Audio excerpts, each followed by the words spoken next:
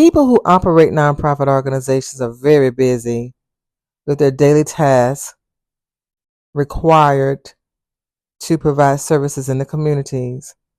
I know I operated a nonprofit organization for 10 years, and it is a very, very stressful yet rewarding endeavor. However, you may not have time to complete the meticulous tasks and time-consuming tasks required to write grant proposals. In this next series of posts that I'm going to share with you, I'm going to talk